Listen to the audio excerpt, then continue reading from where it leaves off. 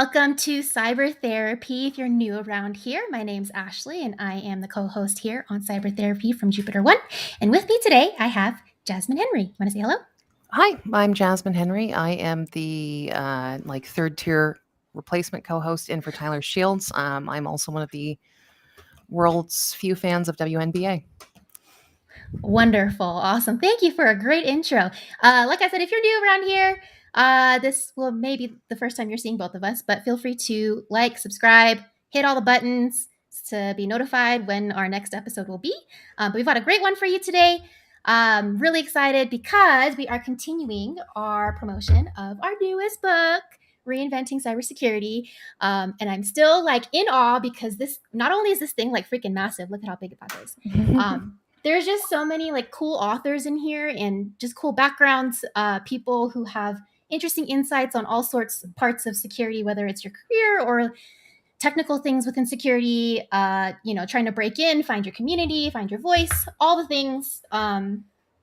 It's just something that I wish I had when I started in security like 6 years ago. So I'm really happy to be proud of this and to be on stage with our fearless leader who got this book started. And yeah.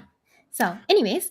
Well, that's flattering. I actually had a pretty special moment at B-Side Seattle on Saturday where there was somebody whose daughter is attending college for cybersecurity in another state, and he had me sign a copy for her. And that's so cool. it was just a really like special moment of, thinking about the next generation of talent and the fact that they're, on their way in. Yes. And that's also super cool that there's actually like educational programs around it, right? So Indeed. I don't think that was as popular even when I first started going into cybersecurity. So super cool. Just as a reminder, everybody, part of the reason why we're so excited about this is because only 24% of cybersecurity professionals are women. So by all means, it's ripe for more folks to be joining the field. What was the other thing? Oh yeah. This summer we are coming to you in various places. Well, San Francisco, Las Vegas, Boston, Baltimore. A lot of different events happening this summer, and we're calling it the Summer of J1 because we will just be in a lot of different events for cybersecurity. We'll be having book signings where you can get your own copy here. Or if you want it sooner than that, you can always go to jupiter1.com or amazon.com. Get yourself a copy, leave a review, spread the love. Much appreciated. We've been out for 2 weeks now, and we're still the number one new release in certain security categories on Amazon, which is pretty exciting. Yeah. And to be perfectly clear, any book signing that you come to, whether that's RSA, B-Sides San Francisco, Cyber JetsuCon, the books are free.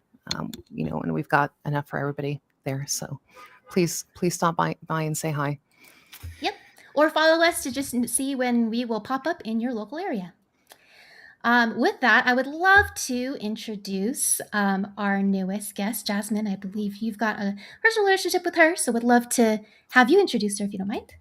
Sure. Well, I think that Colleen is a incredible and beautiful human inside and out, somebody that I'm very lucky to count as one of my friends.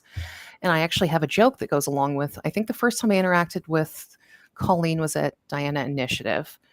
And it was in Teen Village, and Colleen was volunteering. And I told my Oregon Trail joke, and we ended up playing Oregon Trail emulator. That is so cool. Yeah. So I better tell the joke now, right? So yes, you're on the Oregon Trail. Hold on. Yep. We gotta see Colleen's face here. So let me bring her on stage first. Okay. And we can relive it in real time. Okay. I only have 2 jokes, by the way. And one of them I recently stole from Josh Maddox. So you're on the Oregon Trail, right? You meet a man named Terry. You point and laugh at him. You tell him that Terry is a stupid name, and he shoots you, and you have died of dysentery. Dysentery, right? That is a fabulous icebreaker right there. Indeed. Yeah, that. People's faces when you don't know them well, and you're telling a story about like getting shot and dying, like people always don't know how to react before the punchline hits. Yes, they give you a little quizzical look. Well, welcome, Colleen. Thank you so much for joining us today. How's your week been so far? It's been great. Thank you so much. It's great to be here. Yes, and we have a guest also with you. What's your kitty's Yes, name? this is Kara. Hello, Sh- Cara. She knew that we were going Beautiful live, so kitty. she decided to show up. Thank you. Very nice. If you don't mind, for the audience, give a little bit of your background, synopsis. How did you get into cybersecurity? Um, However much you would like to share there. Okay, my background, I guess, is network security. I got in that kind of, I guess, by accident. I got into security. I was working on my AAS in networking because I was really interested in networking. I thought, I'd leave refrigeration and go into IT, and I was really interested in networking. So working on that. And then part of the networking program were security classes like Linux security, security plus, that kind of stuff. And when I started taking those classes, it just spoke to me. Security, I was just like, oh my gosh. I think it just, the tinfoil hat that's within many of us, it just really rang a bell for me. And I switched over, to major in security and then just kind of minored in networking because, it's always been my passion. And I did the same thing for my bachelor's degree from WGU. Went for security and minors in kind of networking. Nice. Do you typically, side note here, like I said in our prep call that we, our pre call, that we might go off in rabbit holes. Did you have any Mhm. like side projects that you typically kept, working on while you were working through your degrees to kind of Oh my gosh, apply? so much, and that's an important part of my journey. There was, um, before I had even gotten into computers professionally or started my degree program in 2008. I had been playing with computers since the 80s. I Texas Instruments with the tape deck and the whole deal, right? So um, it's always been a hobby of mine, and I thought, when I'm going to go back to school and get a degree finally, because I didn't actually even graduate high school, I just have a GED. So going back for associate's degree was just my plan. It was just a, and I lost track of where I was going with that. Uh, Side projects Oh, and side projects, right? So I'd always been playing with computers and networking, and I'd been doing it at home, doing it for other people. Uh, did it at work, just kind of cobbled together what I thought were the best wireless or the best wired networks at the time, from what little knowledge I had and no training. Um, the other thing that helped me immensely was I found a student spot at the Indianapolis VA Medical Center. Um, and I worked there as a student for a couple of years till I graduated, and then got into a full time spot there with them. Um, so yeah, I've always had side projects, and you can see behind me that I'm always working on something, tinkering with something. So that's a big thing for me. I think is to get your hands dirty, get out there and put your hands on it, play with something. I love virtual simulators and stuff like that, packet tracer, that kind of thing. But still playing with some old switches and cutting your hands open and seeing how this stuff is kind of lends a knowledge that you just can't really get from a book, I think. And then hands-on learning. volunteering, yes, volunteering, like taking student or intern spots. You hear a lot of people say start at the help desk, that kind of stuff. Very cool. Now, one of the things that I know that's part of your story is also discovering InfoSec Twitter on Twitter, the Mhm. InfoSec community on Twitter. Um, and for myself, like my own personal feelings of Twitter, it's really intimidating. Social media is intimidating for me. I like to lurk, but actually like putting my voice out there is it's a work in progress. So would love to hear kind of your journey into finding InfoSec Twitter and developing your voice on social media. Because you got a Right. huge following now, right? Fairly large, I think. 13K, I think, last I checked. That's huge compared to my 70. So Oh my gosh. Well, so that's funny you say that all this because, before DC 27 in 2019, I only had 69 followers. And I remember that number because it was 69, right? But my thing was, yeah, I was just, it was a combination of things for me.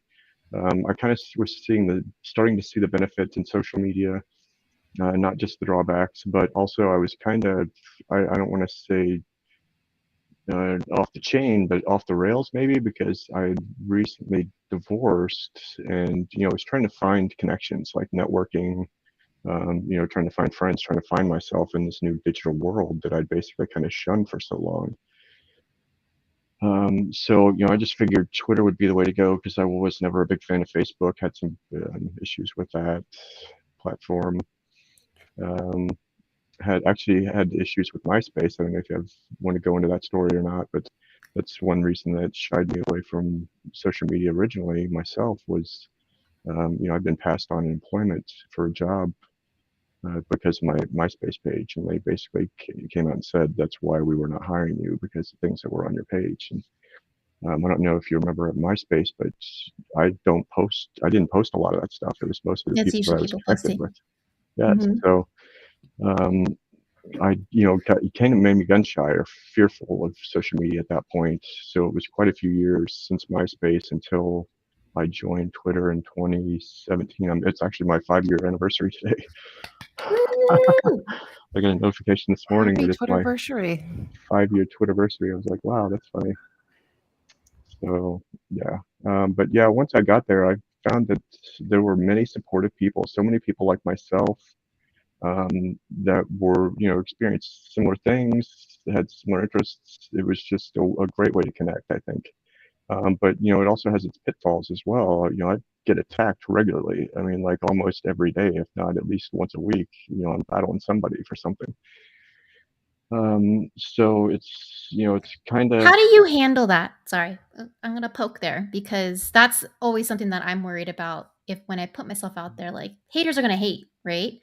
right. So how do you respond? Oh my gosh, that's been such a learning experience for me because I've got such a strong fight or flights response, I think. So to me, I just immediately want to like battle you or like beat you down and be like, why are you beating me down? What? Or run from you because I can't do so. Mhm. So originally, and I still fall into it sometimes, but originally I would just fall into traps from trolls. And, that's what they're doing. They're trying to bait you into some kind of stupid, long crap that's just going to make you miserable. So I fell into that quite a few times, but having support from other people and seeing how other people reacted, and then I just kind of started trying to use humor to try to react to some of them and stuff like that. But it just depends on what it is. I mean, some of it cuts really deep. I mean, there's something that someone said to me, a month or two ago that's I'm still dealing with my therapist, right? The whole "you're going to die alone" thing was just something that I had Ugh. not expected. I'd hardened myself to a lot of the attacks and a lot of things that people were going to throw at me because I'd been used to it, but that was something I didn't expect. So, Mhm. um, you know, take it with a bit of caution that like you said, it is a somewhat of a dangerous place. It's you're standing on the line there, basically at the Wild West, looking into the wilderness. Going on to social media. So I want to go a little bit off script as well. Yeah. I'm curious just for Colleen's opinion. Do you like the fact that Twitter is like the Wild West, especially perhaps compared to things like LinkedIn, Facebook? that's a great question. I don't know. I mean, I do. I do and I don't. I wish there were more sheriffs, I guess, to take care of some of the trolls in the Wild West, but I guess that's the Wild West, right? It's like one sheriff for every county. So, um, but there's also a lot of freedoms that go along with that compared to the other platforms like LinkedIn. I can be myself quite a bit more and get away with a lot more things than most people would find acceptable on LinkedIn. Um, Mhm. so yeah. Do you find like the InfoSec pockets within Twitter and LinkedIn to be like more permissible or more wild, like a little bit more polarizing or more of a safer community where you can voice yourself more strongly? Or is Uh, there really no difference between there's no InfoSec Twitter and like the difference. rest? Right. There's the good and the bad and the ugly on InfoSec Twitter, unfortunately, and Mhm. along with the Wild West analogy there. Unfortunately, it is. we've got some pretty terrible people that people look up to in our industry that are, have huge followings. And they're terrible people, widely known, but we still have people standing up for them in our industry. So, um, there's a bit of hero worship and idolism and things like that that kind of make me sad in InfoSec Twitter. But I think that's kind of human nature, and you just kind of have to recognize it and deal with it for what it is. Now, I know I'm kind of blowing through some of these questions a little bit more quickly, but I'm curious. I know the answer to this question, but those in the audience may not. Have you seen or been a part of anything that just really took off on Twitter, LinkedIn, social media verse? Well, yeah, I was on Twitter, I guess, some notoriety for InfoSec Bikini. I'm sure you've all heard of that. If you haven't, maybe it's because you haven't been on InfoSec Twitter or Twitter in general. I think it kind of blew up there for a while.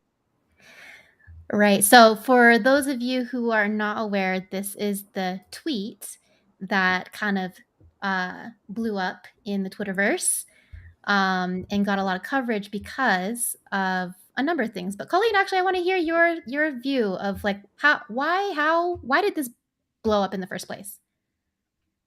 Oh my gosh, that's wish I could tell you.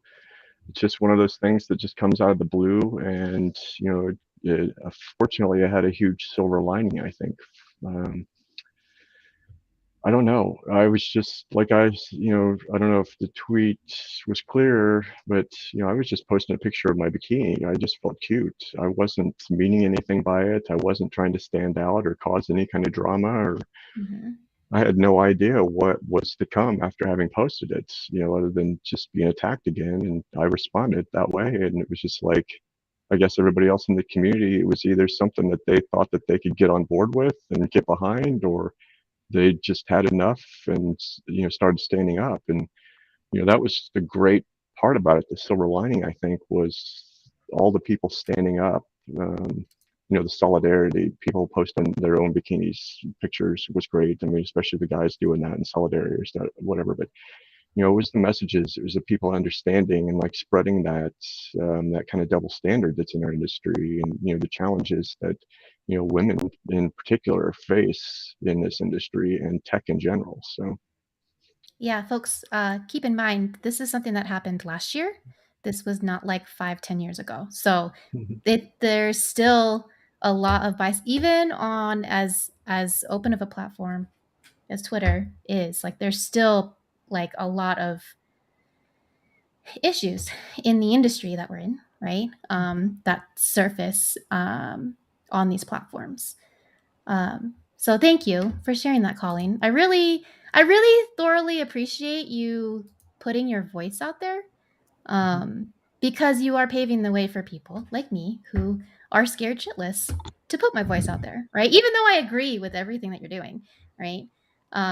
There's just that takes a lot of bravery, and I want to share a couple of stats for those of you on the line, because in cybersecurity in particular, I think we're a little bit slower at tackling these issues than maybe in other industries.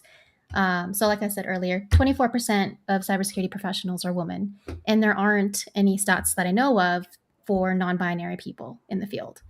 And that's when you look at the workforce in whole, I think the workforce is like 57% women. And so that shows cybersecurity, we've got a long ways to go. We're better than we were 5 years ago, but we still got a long ways to go, right? And even like RSA, they only banned booth babes in 2015, which was what, 7 years ago. It'll be 7 years this year. And so to me, it's like, man, 7 years and we're still confronting these sort of issues on social media and even in person, right? Whether you're working at a vendor or you're a cybersecurity professional at your organization, there's a lot of discrimination and toxicity that we need to work through in this industry. So, right.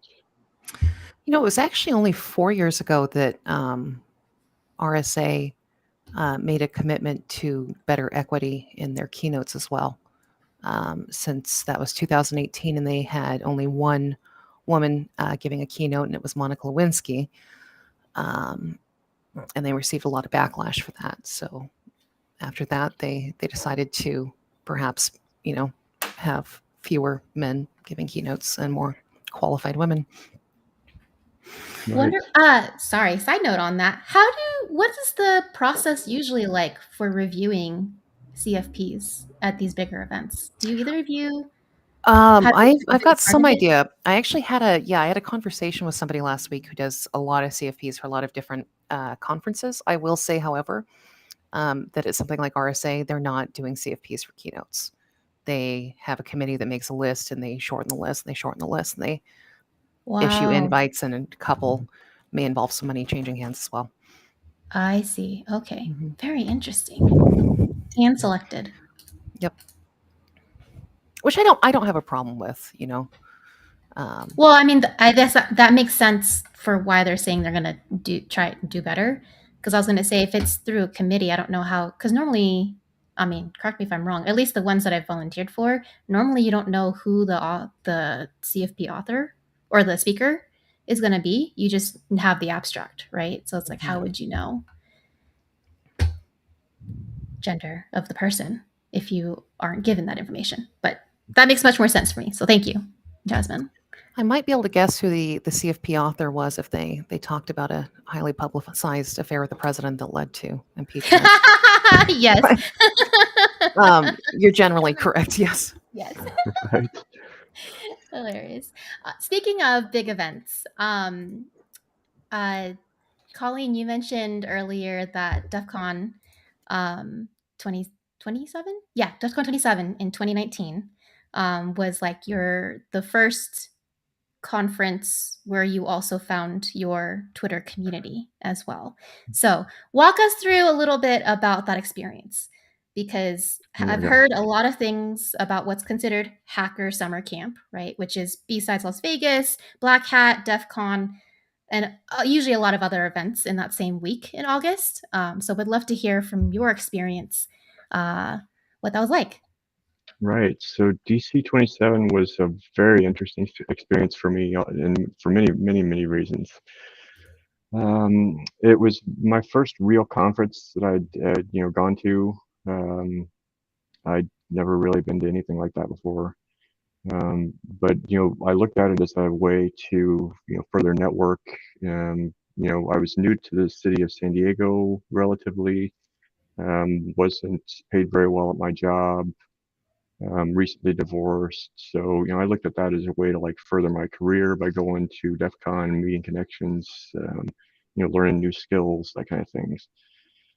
Um, so, but, I didn't realize, a lot of the things about DEF CON, like, going, not going by yourself, having more plans, more of a crew to kind of travel around with, to, not be by yourself. That was my biggest problem, was being there by myself. I think it was just, because it's just mostly, white guys, and, honestly, that's, what security is by the most part, by the most margin, at least from what I saw the presence in DEF CON and the other security conferences that I've been to. So, um, to me, I was just kind of ogled and pushed around, and I didn't feel like I was treated like a human being. But part of that was because we were crammed in there like cattle, because there were so many. Hi, Kara. Come on, kitty. So many people in those casinos. So that made that much more difficult. Can we get a screenshot of Kara's eyes? She does have That really is epic. beautiful eyes. She really does. I don't know why she's wanting to do this today. She's so inquisitive, and she seems so athletic too. What a Like great she cat. realizes. So yeah, I wandered around by myself quite a bit at DEF CON, but I did make plans to meet a few people, but it was difficult to kind of link up with them there because it was just so crowded. So, I recommend some security conference experience, but you plan a little bit better than I did, for sure. and take some of the tips that we have, in the book there to heart for sure. Kitty, goodness. I love this candidness. Yeah. I was gonna ask something. Oh, I remember. So in your chapter, you talked about how you also stayed off of social media for the most part while you were there because it is a hacker conference. So, like, connecting to free Wi-Fi probably isn't the smartest thing at a hacker Right. conference. Right. Um, Well, and personally, I think stingers are a big part too. So that's why I don't like using my cell phone when I'm at the conference, because they're Can you quite a bit define cheaper. stingers They're for? stingrays. I'm sorry. I like to call them stingers, but the stingrays. They're quite a bit less expensive than they used to be. But it's basically a man in the middle in a suitcase for your cell phones, right? It presents a stronger signal for your phone, and your phone connects to it, and it connects to the tower. mm, And basically, anything that's unencrypted is, completely readable by free. whatever's passed through that device. So, um, that kind of stuff. But, it's not only the wireless, like I said, but Bluetooth and, your bank cards with the NFC, it's everything. You have to really kind of think about things. And I'm not saying that there's like spies around every corner that's going to get you, but there kind of are. I mean, there's kids that are bored with laptops that want to, show off for one another, get the lulls to see what they can get into there. That's what they're there for. So when you go to a security conference, to me, I think you need to, kind of have shields up a little bit. Protect your cards with like a card reader or one of those little card protectors. They actually make The little, RFID blockers yes, or the little I've heard NFC credit card blockers. tinfoil. size. I've heard tinfoil works if you don't have an RFID blocker. I can If, see that working, yes. But yeah. they make little credit cards in like 6 packs that you can get for like $8 on Amazon that work really well. You just slip those in your wallet next to your other cards, and that's a good blocker. Nice. Definitely Bluetooth and wireless, like you said, that kind of stuff.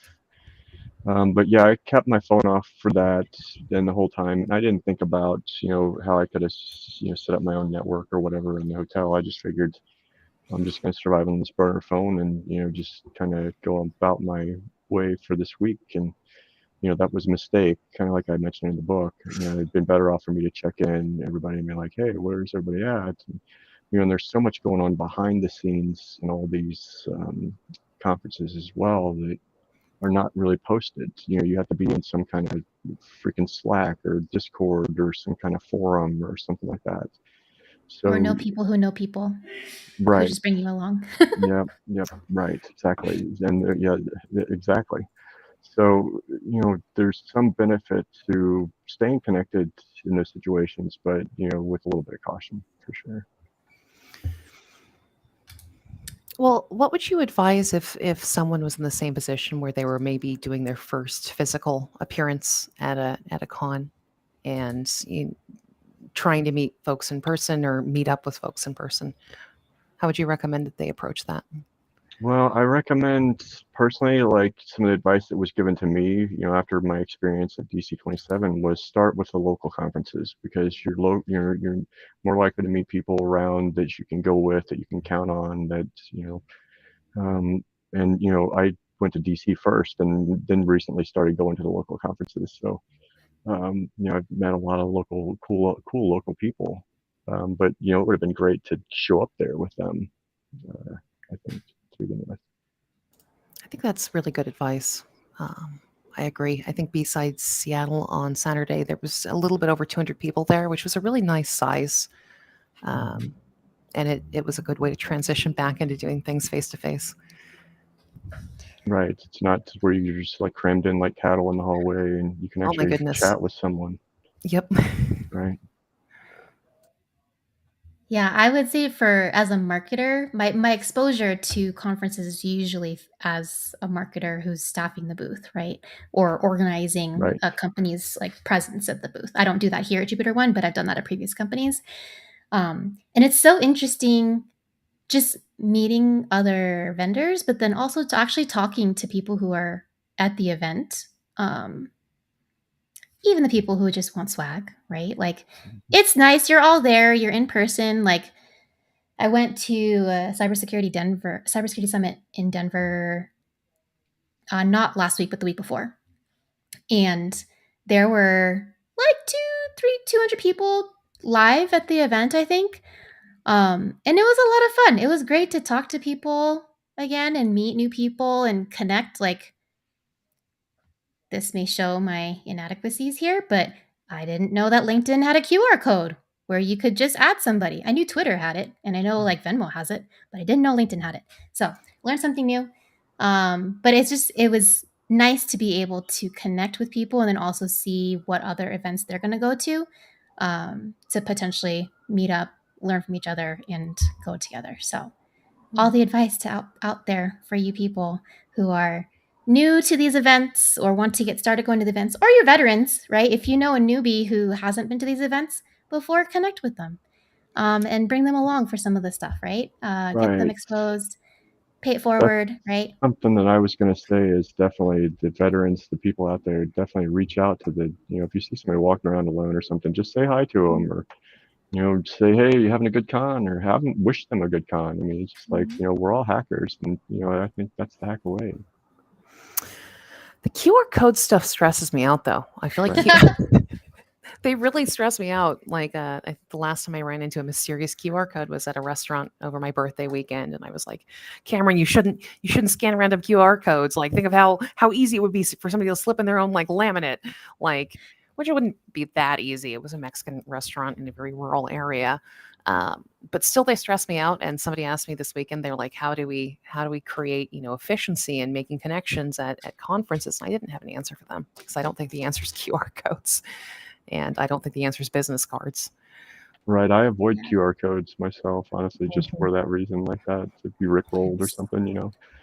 So I'm gonna guess that you didn't scan the Coinbase QR code during the Super Bowl.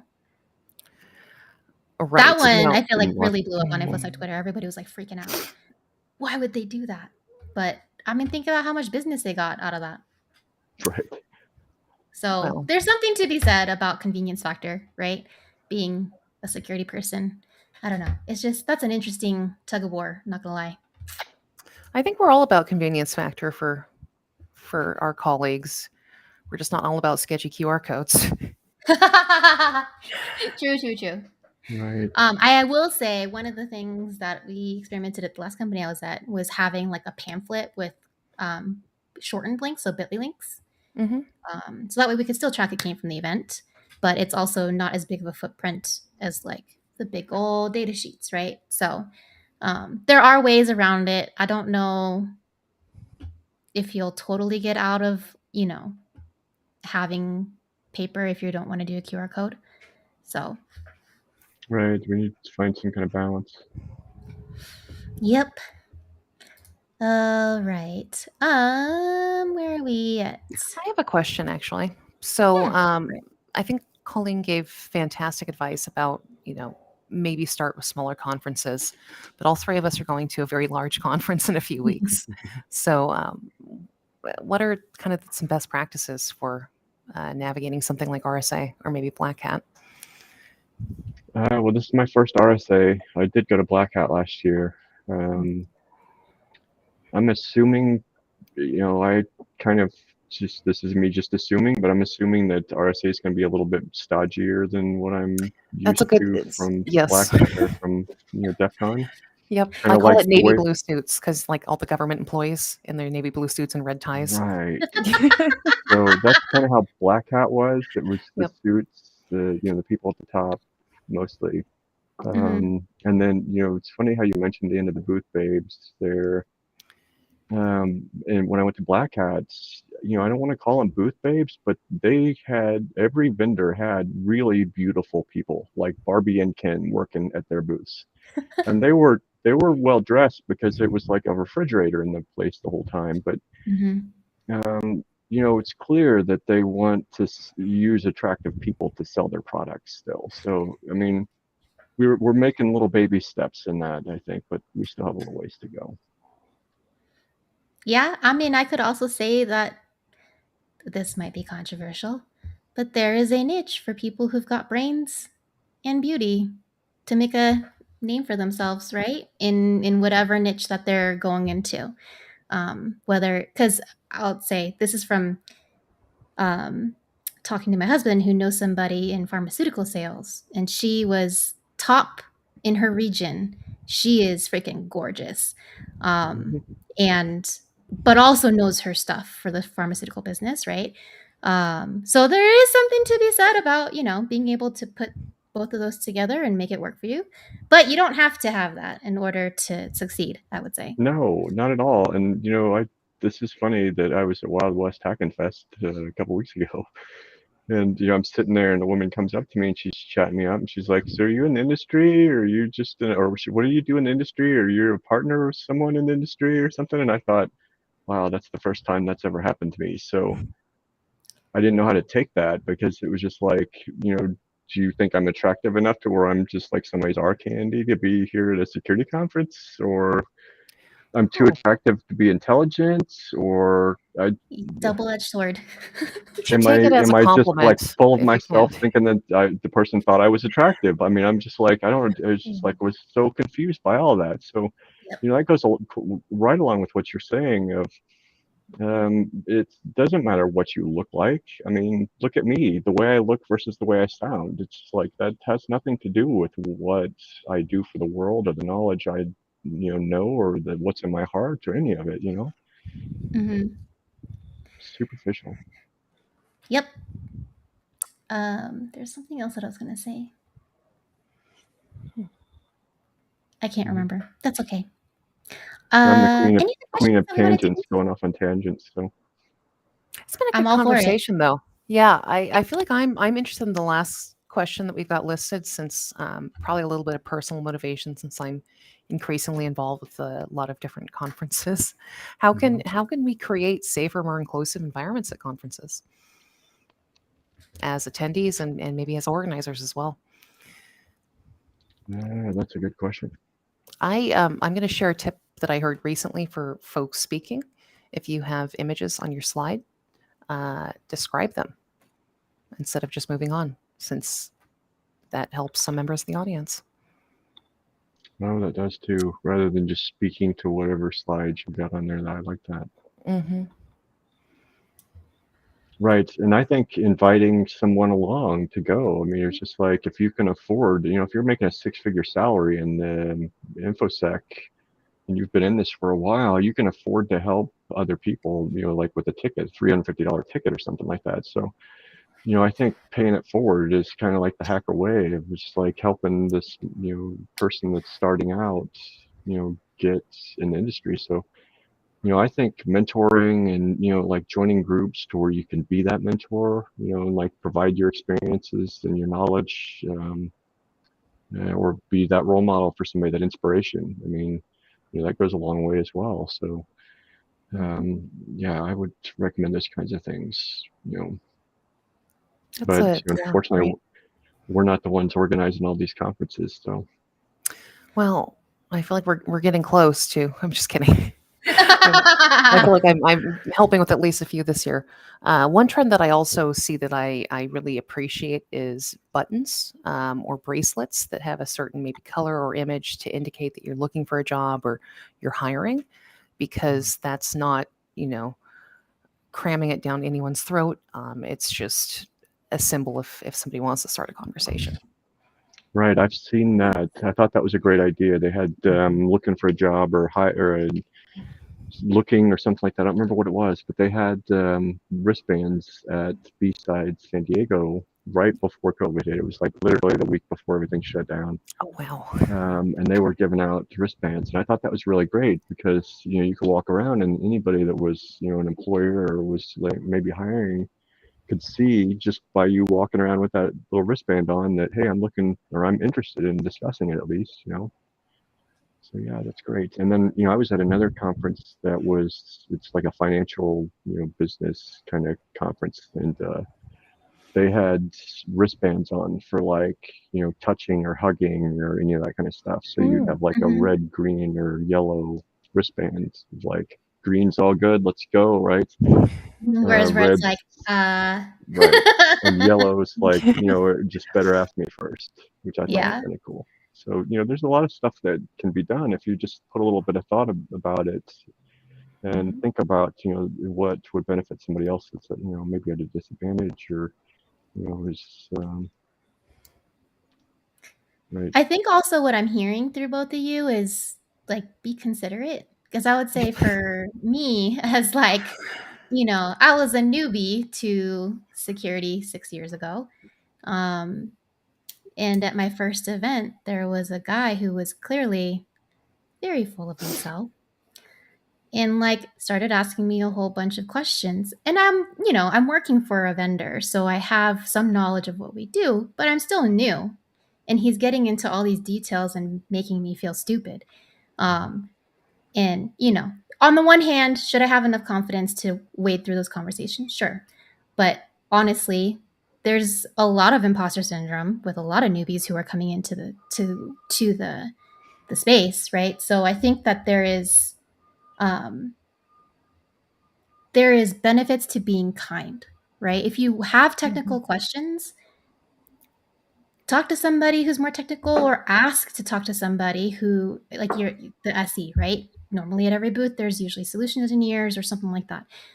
So as veterans of going to these events, don't be a jerk, right? Be kind and let your kindness guide you, whether it is to mentor others, like Colleen that you were saying, or helping others find jobs and being just a little bit more considerate of where everybody else is in terms of their role, their today, tomorrow. Who knows? Cybersecurity is such a small world. You're probably going to run into each other again, to be quite honest. So Most likely, yes. don't Right. be a jerk. And, especially if you go to conferences, if that's your thing. I mean, some people are not into conferences, some people are not into Twitter, but, Mhm. there's two worlds that come together, and either one of them are small worlds. So, yes, you're going to run into people. And, that's what's unfortunate about, people that have been victimized by other people within our industry is that, they still have to deal with them on Twitter or at conferences and those kinds of things. So, Yep. You better yes, believe I kindness. developed some OSINT um, skill set to figure out who this guy was because he definitely put in like a fake name on the registration. I figured out who he was, and I Okay. remember you. Right. It's unfortunate that you have to develop OSINT skills nowadays, but I think it just kind of comes with everything. Because I mean, even online dating, you kind of need to be able to use those skills. So, Yep. right. Got to be And safe. I think that's a big thing with DEF CON is people see it as like it's a dating thing or Really? kind of it's or like the mentorships, where you get guys that want to mentor women. I've heard countless stories about I've heard of that this going, too. Yeah. kind of like a grooming kind of thing, or right, where Whoa. you're taken under the wing, but I think there's some expectation is more than just to bring you up and help you out, right? So, That's slimy. Well, I don't think it's just right, InfoSec. I think that any relationship where there's a power imbalance right. can, Yeah. and very Gives few way to that. maybe very few controls or, supervisory, whatever, it can get unhealthy. So Well, and there's a perhaps beware. big power imbalance, like here in, like we said, in InfoSec, because you get people that are put up on such high pedestals, and a lot of other people look the other way at some behavior they shouldn't. So, Well, Well, for I think it's getting better. I think there's been some code of conduct stuff applied in the last year. I'm choosing to be hopeful. yeah, I well, definitely think there's power in numbers too. So the more right. people you meet, right, the more options you have, the people that you can build relationships with, so that way you're not fully dependent on just like one person, right, to get in. So for all of you Well, listening, and it takes people you've like us got bringing these kinds of things to light, right? So, yes. Hmm. right, it is improving. Cool. Well, thank you for diving into that question. I appreciate it. Yeah. Um, and so I think you want to head into the game now. I'm ready. Oh All my right. gosh, dreams. Yes, today's game is Two Truths and a Lie because we like this game. Okay. And so Each of us are going to come up with two truths and a lie. And then starting with one person, they'll read all three statements, and the other two will have to guess which one is the lie. They get 60 seconds also to kind of interrogate, grill questions, ask questions to see if they can figure out what's true or false. Are you ready to go, Ashley? I am ready to go, actually. You want to start? Sure, I will start. I have a tattoo inspired by a book series. I have a tattoo inspired by BTS.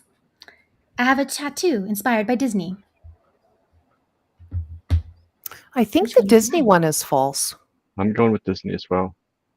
Really? Yes. You Yeah. guys got that so quickly. Are we Man. correct? Yeah, you are correct. Okay. That I wasn't love it. challenged. I bet enough. it's a young adult series. Yes. And then I think you may have shown me a picture of a tattoo with like some BTS lyrics. Oh, okay. I do want to actually put lyrics around this one, but this is their Love Yourself heart. Oh, that's beautiful. Oh, that's Yeah. pretty. And then I've got watercolor on it. So, I love it. yes. Mm. All right. Are either of you ready? I know I didn't buy your guys much time. I'm ready. Go for it. Okay. I did not graduate high school. My favorite Mad Max movie is The Road Warrior, and my favorite WNBA players are Brittany Griner and Sue Bird.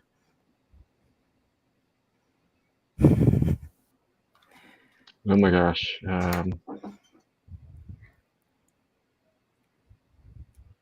B. We've talked about Mad Max. We talked about it with Dr. McLayton, I'm pretty sure. But I'm blanking right now on which of those movies you said. We talked about Charlize Theron too, so there's a chance. Was it Thunderdome? Nobody's favorite Mad Max is Thunderdome. That would like be the immediate like you're lying. Although Tina Turner is fabulous in there. She's Oh got my gosh. chainmail like shoulder pads. Right. She's so beautiful. I'm gonna say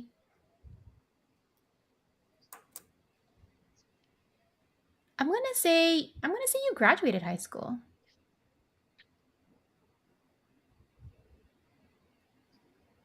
I think that was a lie. When you said you didn't graduate high school.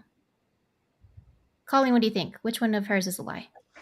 I went with B. Mad Max movie. Mm-hmm. And what was the third one? My This is favorite over 60 WNBA seconds. players are Brittany Griner and Sue Bird. See, that just seems so specific. I don't know. It could Yes. go either way. I'm gonna say the first one's a lie. It's And that number you- 2. Was it So- Mad Max? Yeah, it's I like Fury Road better than Road Warrior. Okay, although that Road was Warrior right. is really good. I doubted myself. I love Fury Wait, Road. so because I know you've talked about you put yourself through college. Yeah, so when So- you go to college, they don't actually check if you finish high school. Like you get accepted during your senior year. Oh. And then when you go to grad school, they only check to see if you finished college. Interesting. Okay. I learned something new about you today. So I was right. Fury Road. We talked about Charlize Theron. Hello. So that should have totally been your clue. That was what I doubted myself. Well, I think Road Warrior and Fury Road sound similar enough that No, but I was pretty sure Charlize Theron's was called Fury Road. Mm. But again, I doubted myself. So, hey. Right, and no Tina Turner whatsoever, so you should have totally skipped that one. All right, your turn, Colleen. All right, so mine are I love to skydive, surprisingly. I love cilantro. I love driving. I think it's cilantro. I'm also going to say cilantro, and I'm also going to hedge that you have the gene where cilantro tastes like soap. Yeah, I guess soap's the best description. I always said chemicals, but I guess soap. I mean, I've tasted so much soap in my life that it doesn't really quite taste like soap, but soap's Did you close swear enough. a lot as a child? Oh my God. I'm sorry, Right. that's probably getting like kind of I'm personal. I'm so restrained here. You don't see like the sweat coming off of me or like holding back the F-bombs. Well, I'm really sorry about the cilantro, Gene. I feel like Me It is too. I it's love sad. fresh cilantro. tacos are really nice when you Yes. taste Well, it. Yeah. people seem to love it, and I'm like, what is it? What am I missing here? Because it just does not taste like that to me. Because it's not like you can force yourself to just kind of acquire the taste for it. You You know, either it's love it or you hate it, usually. yeah, and everybody's like, well, it just tastes like a really great spice, or just it's a good flavor. And I'm like, it's Mm. chemicals. I don't understand it. It's so terrible because it's such a prolific topping on food nowadays. Mm. Yep. That Well, I probably told means you have the gene where you can't taste the beauty of cilantro, which I'm very sad for you. Me I told too. Angela this weekend that you, Colleen, you seem like the best person ever to go on a road trip with. Oh my gosh, right? I love Um, road trips. yeah, like road tripping to a conference. I'm actually road tripping to this conference coming up. Nice. Right, I was You're gonna gonna try to we're gonna take. stop along the way. I don't think I'll stop anywhere. I think I'll just make it up Whoa. there. Wow, you're gonna power all the way from San Diego to San Francisco? Yes, At least I did take that like the last time. Highway 1 and a scenic route or something, right? Mm. I did that last time on Highway 1. Oh, nice. Yeah, it Will you be took driving a me war rig? no, but I could. That's an interesting idea. We could road trip in the Ward rig. Yeah, that'd be fantastic. Right. One of my long term goals is to go to the Mad Max kind of con in Desert Valley every September, but I don't want to go without a customized vehicle. Right. Like you don't want to be there on foot. Agreed. Oh my Gotta have gosh, if you something ever built in achieve that smoke. goal, I really hope I see pictures. We need, yeah. So we live in an apartment with a like a parking garage. We need a space for like welding and things. There's Yes. many steps that need to happen first. Right. This place where the neighbors are not going to get mad about your 1200 horsepower engine that you have in this Yep. thing. Yep. Right. I think I want to put a V8 in a Subaru Brat and then just like weld things to it. I dare you. Do it. Oh my Yeah. gosh.